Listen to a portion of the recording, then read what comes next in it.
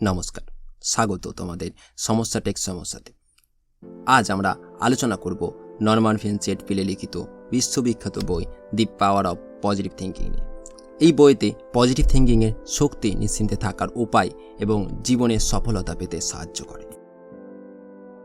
আমরা জানব পজিটিভ থিঙ্কিংয়ের শক্তি। Norman Vincent পিলে এই বইতে বলেছেন যে পজিটিভ থিঙ্কিং আমাদের জীবনে বড় পরিবর্তন আনতে পারে। পজিটিভভাবে চিন্তা করা মানে হচ্ছে যে কোনো পরিস্থিতিতে পজিটিভ অ্যাসপেক্ট দেখা। যদি আমরা পজিটিভভাবে চিন্তা করতে পারি তাহলে আমাদের মেন্টাল হেলথ এবং সফলতাতে এটা বড় প্রভাব ফেলে। এরকম চিন্তা শক্তিশালী মানুষের একটি কমন এক্সাম্পল, ধরো তুমি একটা ইন্টারভিউতে গিয়েছো এবং ফার্স্ট অ্যাটেম্পটে রিজেক্ট হয়ে গেছো। নেটিভভাবে চিন্তা করলে তুমি ভাবতে পারো যে আমি কখনো সাকসেস পেতে পারবো না, কিন্তু পজিটিভভাবে চিন্তা করলে তুমি ভাবতে পারো যে এটা শুধু একটা এক্সপিরিয়েন্স, আমি আরও ভালোভাবে প্রিপেয়ার করে নেক্সট টাইম যাব। এই ধরনের চিন্তা আমাদের মনে পজিটিভিটি আনতে পারে। সেলফ কনফিডেন্স ইনক্রিজ করুন। বইতে বলা হয়েছে, believe in your self, have faith in your abilities. যদি আমরা নিজেদের ওপর বিশ্বাস রাখতে পারি তাহলে আমাদের সকল ভয় দূর হয়ে যাবে।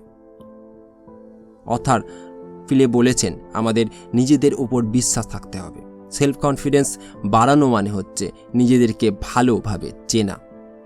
এক্সাম্পল, ধরো তুমি যদি কোনো নতুন কাজ শুরু করো এবং ভয় পাচ্ছ, তাহলে নিজেদের বলতে পারো আমি এটা করতে পারবো, আমি আপাতত শক্তিশালী। যদি আমরা প্রতিদিন এইভাবে নিজেকে মোটিভেট করতে পারি তাহলে আমাদের সেলফ কনফিডেন্স অনেক বেড়ে যাবে। নিশ্চিন্তে থাকার উপায়। অথার বলেছেন, the antidote to fear is faith.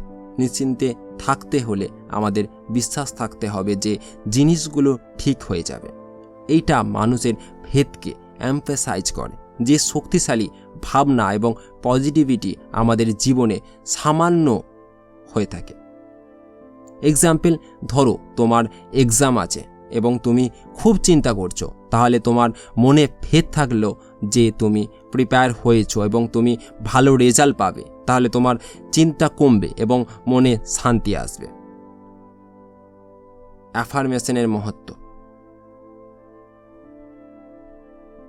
ধরো পজিটিভ থিঙ্কিং ও অ্যাফার্মেশন বারবার বলা মানে যে আমরা নিজেদের মনে কনফিডেন্স এবং পজিটিভ এনার্জি জীবনে ইনভাইট করছি। বইতে বিভিন্ন অ্যাফার্মেশন বলা আছে যেটা আমরা প্রতিদিন বলতে পারি। এগুলো মনে পজিটিভ ভাবনা রাখতে সাহায্য করে।